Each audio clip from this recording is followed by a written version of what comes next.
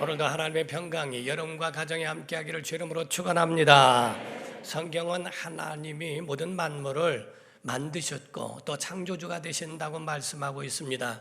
그러므로 사람이나 모든 것들은 다 피조물이 돼 하나님에 의해서 하나님으로 살아가는 그런 존재들이라는 것을 성경은 우리에게 말씀합니다. 사람의 몸도 흙에서부터 나왔고 그리고 결국은 육체는 흙으로 돌아갑니다. 그래서 그 영은 하나님께로부터 부여받았기 때문에 육은 흙으로 돌아갈지라도 그 영은 하나님께로 돌아가는 것을 성경은 우리에게 그 길을 일러주고 있는 겁니다. 그러므로서 우리가 육체는 땅으로 돌아가기 전에, 영이 하나님께로 돌아가기 전에 우리의 육체는 하나님께 속해였기 때문에 이 땅에 있는 날 동안에 기회로 삼아 이 땅에 있는 그 모든 기회를 구원받을 기회로 삼고 영원한 하나님의 나라를 위하여 구원을 준비하는 것이 중요하다는 겁니다. 전도서 12장 7절에 보면 흙은 여전히 땅으로 돌아가고 곧 육체를 말합니다. 땅으로 돌아가고 영은 그것을 주신 하나님께로 돌아가기 전에 기억하라. 곧 창조주를 기억하라 라고 성경은 말씀하고 있습니다. 만물 안에는 사는 것과 살리는 것에 구분이 되어 있습니다. 그러므로서 하나님으로 살아가는 존재들이기 때문에 출애굽기에는 하나님만 스스로 계신 분이라고 말씀을 했고 또 하나님을 떠나서는 살 수 없는 존재라고 그렇게 말씀을 하고 있습니다. 그러므로 고린도전서 15장 45절에 기록된 바 첫사람 아담은 생명이 되었다, 사는 영이 되었다함과 같이 마지막 아담은 살려주는 영이 되었나니 라고 이렇게 말씀하고 있습니다. 요한복음 6장 63절에도 살리는 것은 영이니 육은 무익하니라 내가 너희에게 이런 말은 영이요 생명이라. 하나님이 우리에게 생명을 부여하신 건 육체에 부여하신 게 아니고 우리 영혼에 부여하셨다는 거죠. 그러므로 육체는 흙으로 돌아갈 때까지 우리의 연수가 비자가 돼서 그 비자가 있는 날 동안에만 그 나라에 주둔하고 그 나라에 거주할 수 있는 것처럼 비자가 다 되면 어느 순간에 돌아와야 됩니다. 3개월이 됐던 6개월이 됐던 그 안에 어떤 사람은 3년 또 어떤 사람은 10년까지도 될 수 있죠. 이와 같이 비자대로 자기의 수명대로 살다가 하나님이 부르시면 언제든지 가야 한다는 겁니다. 이와 같이 누차 제가 예화를 들었지만은 사람이 모든 만물을 사물을 볼 수 있는 것은 두 가지가 맞아야 돼요. 빛도 있어야 하고 눈도 있어야 된다는 거죠. 눈은 있어도 빛이 없으면 아무것도 보이지 않습니다. 그리고 또 빛이 있어도 눈이 시력을 갖지 아니하면 볼 수가 없습니다. 두 개 다 같이 이루어져야만이 이 사물을 볼 수 있는 것처럼 또 모든 식물이 다 이 땅에 있는 것을 식물이 나지 않고 열매를 맺지 못한다면 먹을 수도 없고 다 그것이 열매를 맺어서 밥상까지 왔다 할지라도 내가 먹지 않으면 그 먹지 않는 그 자체가 곧 배고픈 것은 같다 할 수 있는 거지요. 그거를 먹고 취하여 내 것으로 삼아야 하는 것처럼 하나님이 우리에게 베풀어 주신 살려주는 것이 있고 그리고 사람은 또 그것으로 살아야 할 존재라 하는 겁니다. 육체이든 영혼이든 다 마찬가지예요. 우리가 밀림이나 이런 곳에서도 보게 되면 사람이 사는 곳에는 모두가 다 물이 있고 식물이 있는 곳이어야 하는 것이지 그것이 없는데도 살아가는 사람들은 거의 없다고 하는 것을 보게 됩니다. 그러므로서 하나님 한 분만 스스로 계신 분이요 모든 자는 존재케 하여야 존재하는 존재들이라고 성경은 말씀합니다. 매미와 하루살이가 대화를 하는데 매미가 하루살이에게 이야기했대요. 내일 보자. 그랬더니 하루살이가 내일이 뭐냐 하고 묻더랍니다.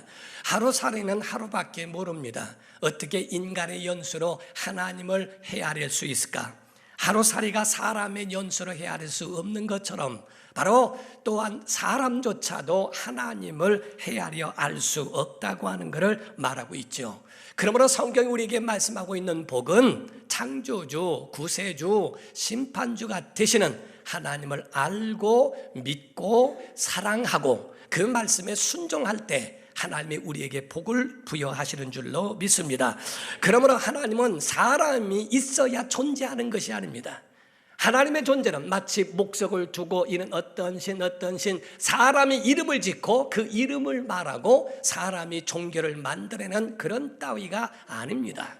하나님에 대해서 말씀하는 것은 사람에 의해서 존재하는 하나님이 아니고 하나님이 찾아오신 거예요. 모든 미신과 이런 것들은 각각 자기들이 이름을 붙이고 선앙단 신이다, 무슨 신이다, 몽달 신이다, 뭐 등등 이런 신들에 대하여 그 권위를 인정하고 말하지만은 성경의 하나님은 노아를 찾아오셨고 아브라함을 찾아오셨고 모세를 찾아오셨고 엘리야를 찾아오시던 하나님은 그 모든 인간들을 찾아오셔서 자기의 존재를 보여주셨다는 거죠. 우리가 해가 태양이 있으면 태양이 발산하는 그 빛 때문에 그 빛으로 인하여 자기의 존재를 나타내는 것처럼 하나님은 하나님에 의해서만 자기를 나타내기를 원하신 겁니다. 그러므로 사람에 의해서 증거를 취하지 않는다라고 말씀하시죠. 요한복음 5장 33절과 34절을 보면 너희가 요한에게 사람을 보내매 요한이 진리에 대하여 증언하였느니라. 그러나 나는 사람에게서 증거를 취하지 아니하노라. 다만 이 말을 하는 것은 너희로 구원을 받게 하려 함이니라 라고 말씀하시죠. 모든 만물을 통해서 하나님은 자기 존재를 말씀하고 선지자들을 통하여 율법을 통하여 이제 예수 그리스도를 통하여 성경을 통하여 이제 설교와 교회와 성도들을 통하여 하나님에 대하여 말하고 하나님을 그렇게 나타내고 그 존재를 밝히기를 원하신다는 겁니다. 그러므로 사람들은 은연중에 모두 하나님의 신성을 접하고 있다는 거예요. 이 모든 만물이 다 저절로 된 것이 아니고 하나님이 만드셨다는 거죠. 그런데 사람들은 그것을 자꾸 부인하려고 합니다. 나중에는 하나님 앞에 가게 되면 나 몰랐습니다, 그거 진짜 몰랐습니다 라고 말할지 몰라도 제가 법적 싸움을 해보니까요, 거기 법적 싸움에 모르는 것도 죄더라고요. 나 모르는데요, 내가 내 이름으로 갖고 있는데 내가 거기에 대해서 모른다는 자체도 그건 범죄라는 겁니다. 모르는 것도 죄라는 거예요. 성경은 만물을 통하여 봄이 오면 엄청난 많은 그런 꽃들과 나무들과 이런 것들이 다 피어납니다. 겨울에 다 죽어 없어질 것 같은데 봄이 되면 일어나죠. 제가 30년 전에요, 어떤 사람에게 이야기했는데 과학자가 꽃 한 송이를 인위적으로 사람에 의해서 꽃 한 송이를 폈다가 지게 하는데 1억이 된다고 그랬어요. 30년 전에. 그런데 봄이 됐을 때에 얼마나 많은 곳에 꽃이 나고 그것도 각색으로 나오는 이 어마어마한 일들을 사람이 알 수 있을까? 하나님에 의해서 모든 만물들은 피어나고 지고 이런 것들을 통하여 과연 하나님의 계시다라고 하는 그걸 보여주지 않겠는가? 그러므로서 성경에 대하여 말씀하기를 로마서 1장 18절부터 20절까지 하나님의 진노가 불의로 진리를 막는 사람들의 모든 경건하지 않음과 불의에 대하여 하늘로부터 나타나나니 이는 하나님을 알만한 것이 그들 속에 보임이라 하나님께서 이를 그들에게 보이셨느니라고 말씀합니다. 20절에 구체적으로 말씀하는데 창세로부터 그의 보이지 아니하는 것들 곧 그의 영원하신 능력과 신성이 그가 만드신 만물에 분명히 보여 알려졌나니 그러므로 그들이 핑계하지 못할지니라 라고 되어 있어요.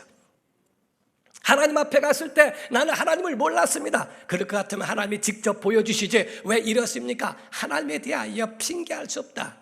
만물의 모든 하나님의 속성과 신성이 다 그분의 능력으로 말미암아 이루어지는 것들을 다 보여주었거늘 그거에 대하여 몰랐다라고 말하는 것은 핑계가 될 수 없다는 겁니다. 이 모든 목적들이 뭔지 아십니까? 다 하나님께로 연결되고 하나님께로 인도하는 것이 목적이라 하는 거예요. 교회가 세워진 것도 성경도 모든 성도들의 삶도 하나님께로 인도하는 길이 되도록 하는 것을 사명이요 목적으로 삼고 있다는 겁니다. 우리가 구약시대의 나아만이라고 하는 장군에 대하여 말하고 있어요. 나아만, 아마 그 이름처럼 나만 알았던 것 같아요. 나아만 장군이라고 하는 그 장군이 있는데 그에 대한 비유를 보더라도 우리가 하나님의 말씀에 대해서 깊이 생각할 수 있게 된다 하는 겁니다. 그는 아주 용장입니다. 싸움에서 승리를 많이 하고 그런 세계 어떤 사람들도 누구도 당할 수 없는 그런 용장이었던 것 같습니다. 그런데 그 사람이 한 가지 핸디캡이 있는데 그런 나병 환자였다는 거예요. 그래서 그 속에 나병 환자로 인하여 그 속은 진물이 흐르고 투구를 벗고 나면 눈도 내려앉고 입도 턱도 다 내려앉는 그런 나병 환자이기 때문에 용장이면 뭐합니까? 은금 보화가 있으면 뭐합니까? 무슨 소용이 있습니까? 성공하면 무슨 소용이 있고 장군이면 뭐가 중요한가? 그 사람 속에는 행복함이 없어요. 그런데 이스라엘에서 어떤 계집종 하나를 잡아왔는데 그 계집종이 한마디 합니다. 지나가는 말로 한마디 하기를, 우리 주인께서 이스라엘에 계셨더라면 저 병도 날 수 있을 텐데. 그 소리를 듣고 이스라엘 왕에게 연락을 하게 합니다. 그래서 자기를 낫게 해주면 그러면은 좋겠다, 정말 그렇게 해주기를 바란다고 왕이 왕에게 진서를 보내게 됩니다. 이스라엘 왕은 그 편지를 보고 깜짝 놀라죠. 아니, 우리가 하나님도 아닌데 어떻게 나병 환자를 고칠 수 있겠냐. 이거는 필시 우리가 못한다는 가정하에 우리에게 전쟁을 벌이려고 하는 하나의 전략이고 하나의 명분을 만드는 것이 아니겠는가. 슬픔에 잠겨있고 자기 옷을 찢고 그 마음에 좌절이 왔을 때 엘리사라고 하는 주의 종이 이야기합니다. 왜 슬퍼하십니까? 왜 그 마음속에 상처가 있습니까? 그 사람을 내게로 보내소서라고 이야기합니다. 나만 장군은 금은 보화를 싣고 엘리사를 찾아서 오게 되죠. 결국에는 그가 돌아가다가 요단강에서 목욕을 하고 깨끗한 몸으로 그가 고침을 받는 이야기가 성경에 나와 있어요. 이와 같이 모든 사람들은 다 속에 나병 환자가 아니더라 할지라도 마음의 병이 있고 가정의 병이 들어있고 각각 모든 육체에도 병들어 있는 환경에서 모두가 다 이와 같이 부족하고 힘들고 어려운 상황에서 살아갈 수 있다고 하는 거죠. 여러분과 저는 분명히 여기서 은혜로 사는 비결을 배워야 합니다. 여러분, 여기서 세상 사람들과 믿음의 사람들은 달라요. 성경에 갈렙이라고 하는 사람에 대하여 하나님 말씀하시기를, 저는 이 갈렙은 세상 사람들, 저 믿음을 갖고 있다고 하는 저들과도 다르다. 마음이 다르다, 눈이 다르고 말이 다르다라고 하는 겁니다. 바로 믿음의 사람이라면 믿음 같지 아니한 사람들과 달라야죠. 보는 눈도 달라야 하고 말도 달라야 하고 그리고 우리의 심령도 달라야 할 줄로 믿습니다. 믿지 않는 사람들과 같다면 어떻게 하나님의 자녀냐 할 수 있냐 하는 거죠. 대부분의 사람들은 자기 생각이 표준입니다. 그러나 믿음의 사람들은 하나님의 생각이 표준이요, 하나님의 말씀이 중심인 줄로 믿습니다. 대부분의 사람들은 좋은 일이 있으면 내 탓이라고 생각해요. 당연하고 형통하고 좋고 잘 되는 거, 그거는 당연히 얻을 수 있는 자격이 있다고 생각해서 목에 기부스를 하고 잘난 체를 하고 그 가운데 내가 이랬다는 등 내가 이랬다는 등 그 사람들의 말을 공통적으로 찾아보면 내가라는 말을 굉장히 많이 합니다. 그리고 나쁜 일이 나오게 되거나 힘들고 어려운 일이 있으면 왜 내게 이런 일이 있어야 되느냐고, 왜 하필이면 왜 나에게 이런 일이 있느냐고 남을 원망하고 그런 슬픈 일들을 거부합니다. 그러나 하나님의 사람은 달라요. 모든 좋은 일이 나오게 되면 자격 없는 자가 내가 받았으니 이건 하나님의 은혜라고 말합니다. 하나님이 내게 주신 은혜이기 때문에 그 은혜를 하나님께로 올려드리고 하나님께로 돌리는 것이 믿음의 사람이요. 나쁜 일이 있고 어려운 일과 슬픈 일이 있게 되면 당연히 내가 하나님 뜻대로 살지 못한 것에 대한 대가요, 나를 새롭게 하는 기회가 되고 내가 이 과정을 지나오게 되면 정금같이 나올 수 있다고 하는 그 믿음으로 자기 자신을 돌아보는 기회로 삼는 줄로 믿습니다. 그러므로 믿지 않는 사람들과 믿음의 사람들이 가지고 있는 자체가 달라요. 과연 여러분과 저는 어떤 생각을 가지고 있냐는 겁니다. 좋은 일을 다 받아들이고 자격 있는 자 같이 여러분 자신의 공로와 의를 드러내는 사람인지, 그리고 나쁜 일들이 나오면 거부하고 왜 내게 하나님이 살아계시다면 왜 나에게 이런 일이 있느냐고 절망과 좌절 가운데에 누구를 원망하지는 않는지, 아니면 믿음의 사람으로서 자기 자신이 좋은 일들이 일어날 때마다 이건 하나님의 은혜입니다, 지금까지 지내온 것 주의 크신 은혜라라는 그런 고백을 하고, 힘든 일이 있고 어려운 일이 있을 때마다 내가 돌아본 것이 잘못된 것은 없는지 다시 한번 새로움으로 돌아갈 수 있는 사람인가를 봐야 됩니다. 나만에게서는 이 계집종이 복의 통로가 됐어요. 여러분과 우리의 삶 속에 은혜의 길로 삼기를 주 이름으로 축원합니다. 하나님께로 인도할 수 있는 복의 통로요, 주의 종에게로 인도하고 교회로 인도하고 주님을 만날 수 있는 그런 하나님의 역사를 펼쳐줄 수 있는 그런 우리의 모든 삶에 대한 사명을 감당하고 있느냐 하는 겁니다. 우리가 알아야 될 것은 은혜는요, 생각지 못한 곳에서 올 수 있습니다. 예수님 때에 구레네 사람 시몬이라는 사람이 있어요. 예수님이 십자가를 지고 가다가 자꾸 넘어지니까 로마 군병이 한 사람, 건장하게 생긴 사람을 차출을 하죠. 구레네라고 하는 것은 흑인들이 있는 곳이라고 이야기합니다. 그런 사람이 바로 예루살렘에 왔다가 그런 소문도 듣고 모든 행렬들을 보면서 이게 뭔 일인가 하고 아마 구경을 왔던 모양이에요. 그때 예수님이 자꾸 넘어집니다. 그러니까 넘어지니까 거기서 로마 군병이 차출을 하죠. 그때의 로마 군병에게는 굉장한 혜택이 있습니다.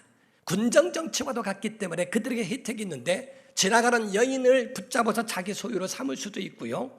그리고 노예 속국이니까, 그리고 또 그 사람들을, 한 사람들을 차출해서 군인으로 사용할 수도 있고 노예로도 쓸 수 있는 그러한 자격과 권리가 있답니다. 그러니까 어느 때든지 거기서 너 나와 해서 그를 차출해서 군인과 같이처럼 노예로 쓸 수 있는 거죠.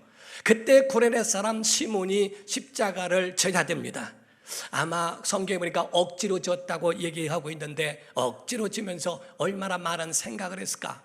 아니, 내가 왜 여기 와서 이거를 져야 될까? 나는 죄인도 아닌데 내가 왜 십자가를 져야 하지? 내가 이 십자가를 지는데 저 뒤에 오는 이는 누구일까? 저분은 진짜 과연 주님일까? 메시아가 맞을까? 그런데 왜 십자가를 져야 할까? 많은 생각들이 교차했을 겁니다. 그런데 결론적으로 성경은 말씀하기를 구레네 사람 시몬의 그 아들이 알렉산더와 루포라고 되어 있습니다. 근데 그들은 그 후에 보면 전승에 의하면 하나님의 사람이 됩니다.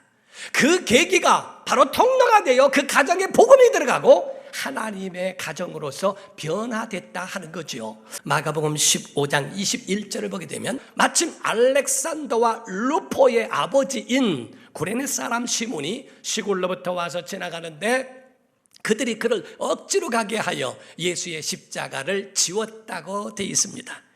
그런데 성경에 로마서 16장 13절을 보게 되면 주 안에서 택하심을 입은 루포와 그의 어머니에게 문안하라. 그의 어머니는 곧 내 어머니니라 라고 바울이 말합니다. 그 가정에 루포라고 하는 그 아버지는 예수님의 십자가를 대신 진 시몬이요, 그의 어머니는 사도 바울의 전도 여행을 위하여 최고의 후원자가 되어준 루포의 어머니였다라고 말합니다. 우리가 공중파 어떤 그 TV만 나오더라도 몇 초 나오는데도 얼마나 떠들썩합니까? 거기에 한번 나오기 위하여 얼마나 많은 그런 뇌물과 또 그런 것에 대하여 잘 보이려고 얼마나 힘을 쓰고 노력하느냐 이게. 성경 안에 이와 같이 루포와 그의 어머니에게 문안하라. 그는 바로 나의 어머니다 라고 말하리만큼 성경 구절에 교회의 어머니, 믿음의 사람의 어머니, 정말 믿음으로 살았던 그를 협력하고 후원했던 그의 어머니라고 말할 만큼의 그런 증거를 받는다는 것이 얼마나 영광스러울까. 저는 고등학교 때에 저에게 정말 함께 해줬던 전도사님이 있었습니다. 그 전사님들은 학생들만 20, 30명이 모여졌기 때문에 방학 때문은 교회가 문을 닫아야 될 정도예요. 그런데 그분의 인품이나 그분의 모습이 저는 주님 보는 것 같은 평안함이 있었고 지금도 그 인상을 잊어버리지 않습니다. 나중에는 그 교회를 다른 사람에게 맡기고 큰 교회 부목사님으로 들어가셨던 마지막 것을 봤어요. 그 모습을 봤어요. 나중에는 제가 목회라고 그 목사님을 한번 좀 뵙고 싶어서 그 마음속에 가지고 있었습니다. 연락을 했더니 보니까 암으로 돌아가셨더라고요. 젊은 분이신데 그 마음속에 굉장한 안타까움과 마음의 아픔이 있어요. 제 마음속에 마음의 고향같이 기억하고 있는 사람이라면 바로 교회의 사도 바울의 마음속에 기억하고 있었던 루포와 그의 어머니라면 얼마나 좋을까. 마지막 목사가 세상을 떠나면서 정말 당신 때문에 내가 목회에 힘을 얻었고 내가 당신 때문에 목회할 수 있었다, 용기를 얻었다, 그러므로 하늘에서 만납시다 라고 하는 목사의 유언을 받는 사람이라면 얼마나 행복할까. 여기서 사도 바울이 가지고 있는 그 믿음에 대한 그 부분도 바로 루포와 그의 어머니라고 말한 것처럼 구레네 사람 시몬이 십자가를 대신 진 것이 바로 통로가 됐다는 거지요. 은혜는 상상하지 못하는 곳에서 우리에게 온다는 겁니다. 우리가 요셉도 떡 빚는 관원장, 술 빚는 관원장을 감옥에서 만납니다. 그로 말미암아 나중에는 바로의 앞에 설 수 있는 그런 것이 되죠. 우연치 않게 세상에 가지고 있는 그런 생각지도 못하는 가운데서도 이와 같이 이루어질 수도 있다고 하는 겁니다.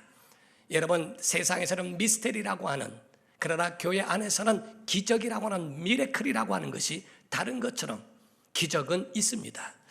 하나님의 능력과 이적은 우리에게 있는 줄 믿습니다. 그러므로 기적이라고 하는 것을 3요소가 있는데, 기적을 기대하고 기도하고 기다리면 하나님의 역사에 주시게 돼 있어요. 그러니까 하나님의 역사가 과연 우리 속에 나타나는 역사가 있는가? 내 생각을 버리고 하나님의 생각을 그 가운데에 수용하는 것, 이게 믿음이에요. 이게 믿음이에요. 엘리사 때에 이 나아만이라는 장군을 이어서 말씀드립니다. 그가 왔을 때에 그 가운데에 아주 얼마나 마음이 설레었겠어요. 야, 나도 이 병에서 고침을 받을까? 등등 이런 것으로 국빈 대접을 받기를 원하여 가까이 왔었을 겁니다. 그런데 엘리사, 하나님의 사람은 나타나지도 아니하고 그의 종을 보내서 이야기합니다. 야, 가서 요단강에서 7번 목욕하고 가라고 해라. 그 말 한마디를 들을 때 얼마나 무시당한 것 같은 마음에 막 화가 머리 끝까지 납니다. 자기 생각과 다르다 하는 것으로 너무 화가 났다 이 말이에요. 열왕기하 5장 11절 먼저 봅니다. 나아만이 노하여 물러가며 이르되, 내 생각에는, 자 여기 내 생각이에요. 가지고 있는 자기의 생각을 말합니다. 내 생각에는 그가 내게로 나와 서서 그의 하나님 여호와의 이름을 부르고 그의 손을 그 부위에 흔들어서 나병을 고칠까 하였도다. 내 생각에는 그가 나와서 나를 국빈 대접하자, 야 어서 오십시오 이렇게 하시죠 하면서 막 그 상처 부위를 두들기고 막 어쩌게 안찰해가면서 그렇게 할 줄로 생각했는데, 이게 목욕하고 가라고?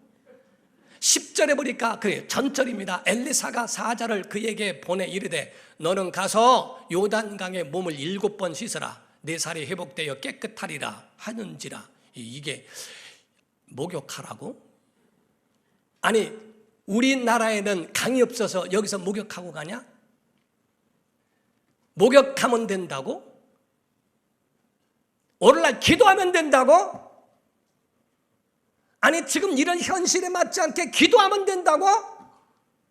이 나병 지금 인 줄 몰라 지금? 아니, 이 상황인 걸 몰라? 그런데 어떻게 기도만 하면 될까? 제가 아는 어떤 목사님의 간증 가운데 보니까 수련회를 가가지고서 갔던 집사람 중에 한 분이 전화가 와요. 목사님께 전화 받으니까, 목사님 지금 수련회 여기 답사 왔던 어느 집사가 물에 빠져 죽었습니다. 놀라죠. 어떻게 된 거야? 잠깐만요. 또 연락 옵니다. 어느 집사도 죽었습니다.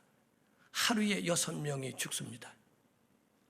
6명이 물에 빠져 죽고 4명은 시체를 찾고 2명은 못 찾았대요. 그렇게 돼가지고 교회에다가 다 장례를 교회장으로 치르는데 다 믿음이 있습니까? 믿음 없는 사람들도 많죠. 목사님의 멱살을 잡고, 하나님이 계시다면 왜 이런 일이 일어나냐? 하나님이 계시다면 왜 죽을 때 뭐하고 있었냐? 하나님의 일 한다고 간 사람이 왜 죽어야 되는가? 그것도 6명이나 멱살을 잡고 패대기를 치고 난리가 나죠. 목사님도 할 말이 없더래요. 다 장례를 치고 난 다음에 거기 있는 성도들이 다 나갔대요. 그냥 목사님도 그냥 강다리에서 죽으려고 그랬대요. 엎드려서 팍 울면서 얼마나 울었던지 눈에 진물이 났답니다.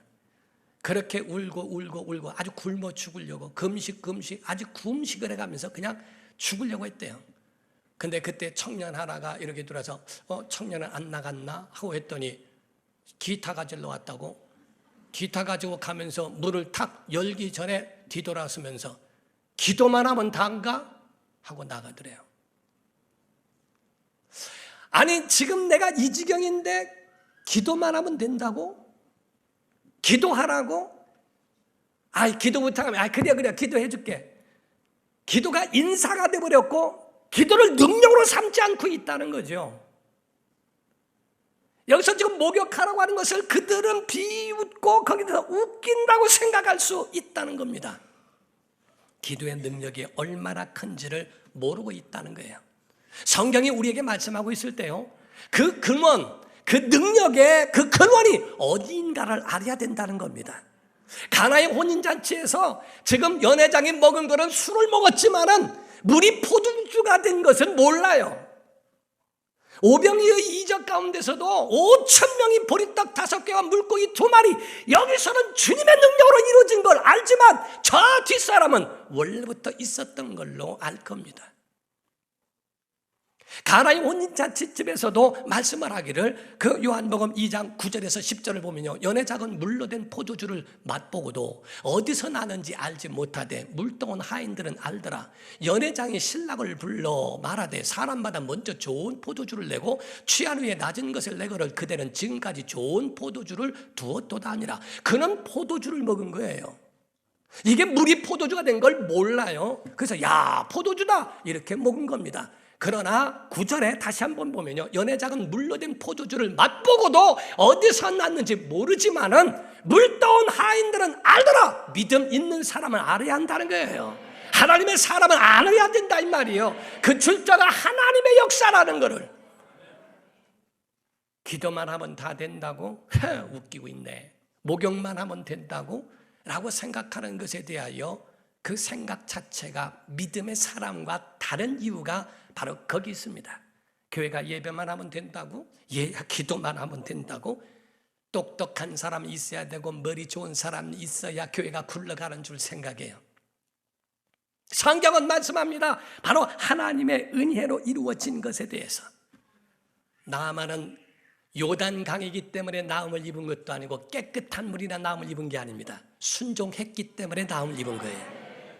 역사는 하나님이 하시는 건데 오늘날 사람들은 마치 거기에 지역에서 흐르는 온천이나 뭐가 어쩌고저쩌고 등등 이런 것들로 갖다 빗대서 이성적으로 해결하려고 말합니다. 안 그렇습니다.